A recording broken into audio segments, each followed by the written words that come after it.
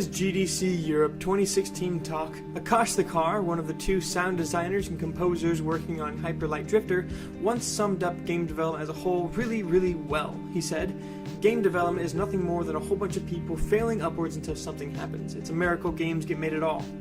I'm not just speaking for myself when I say that game development is a really messy process. It really is all about throwing things at a wall and seeing what sticks.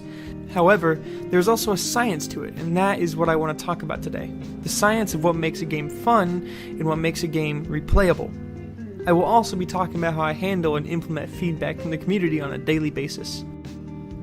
To begin, I'd like to talk about my own mentality on what feedback really is.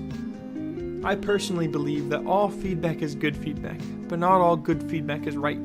Recently, I made a post on my subreddit about adding roguelike elements to Get to the Orange Door, and it sparked a little bit of a discussion over there. Some say yes and others say no, and I think that's a really interesting topic to touch on, especially given the nature of my own game and how I, and many other developers like me, handle feedback.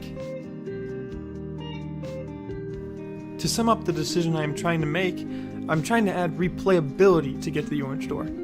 When I think of games with high replayability, I think of games in the roguelike genre, games like Binding of Isaac and Dead Cells, as well as shooters like Immortal Redneck and Strafe.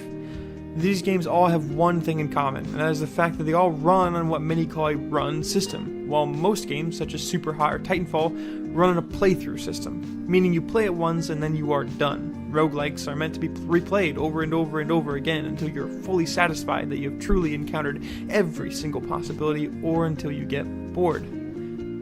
I think that both of these systems are really viable, and yet I see few examples of games that bridge the gap between them, despite there being a lot of room to bridge in. Roguelikes are the far right side of the difficulty and punishing spectrum, most of which cause you to start all the way over from the beginning after you die. This makes for a really hardcore, intense experience.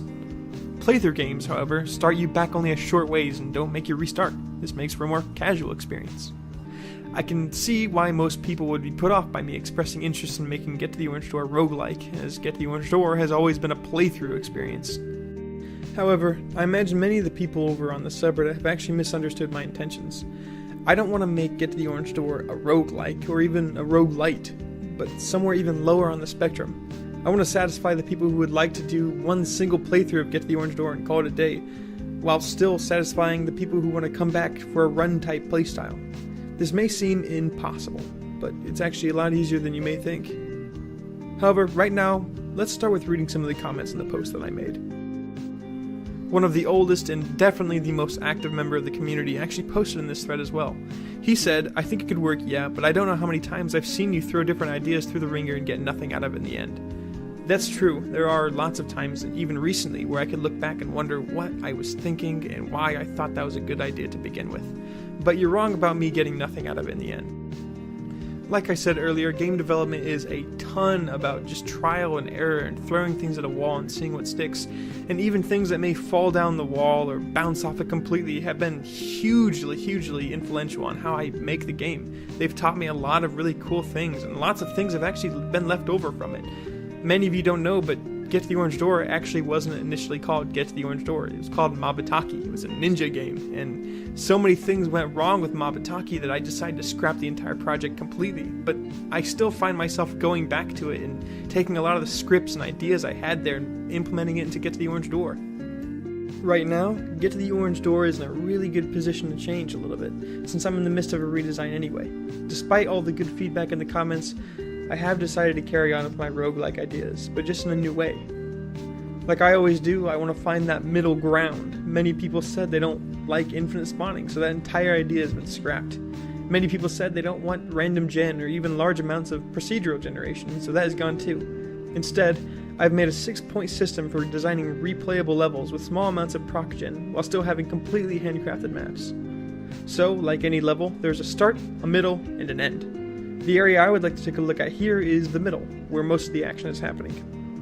It is here where most of my levels divulge into routes, while still maintaining an open feel to them. This is the feeling I'd like to retain, yet I also want it to be new and fresh every single time you play it. It is the middle of the level that will be the most enjoyable, so I want people to be able to experience the middle of the level multiple times as if it were the first, while still feeling that unique and tested feel to the combat. To accomplish this, each level will have 8 modular sets for the level to pick from. Each of these sets will act like a bridge between the start and the end of the level, and will each divulge into their own routes while still managing to merge into the 2 other routes as well. I've actually already done this in the final build, yet I don't want to show it off too much since I kind of want it to be new once it comes out. On top of this system, I've made character stats convert over to the next level, meaning you get to keep your grab-a-gun weapons, points, and vending machine abilities. The last change, although the smallest, is that there is no longer an orange door at the end of each level. Levels now progress through portals, and you can only reach the orange door after completing an area. This makes getting to the orange door a much more rewarding experience, and allows me to do a lot of cool things I wouldn't have been able to do earlier, such as unique animations and showing off stats, as well as leaderboards and online global chat, all of which are things that are being implemented as we speak. Sure, global chat isn't the type of multiplayer many of you wanted, but I would imagine that after beating 10 levels in a row and finally reaching the end, you would want to tell someone about the experience, and even share your final score. These are some of the things I'll be implementing in the final version of Get to the Orange Door, along with all the necessary polish and fleshing out of the current systems. This is the direction I want Get to the Orange Door to go in, and I hope you guys still like what you will be seeing in the future updates.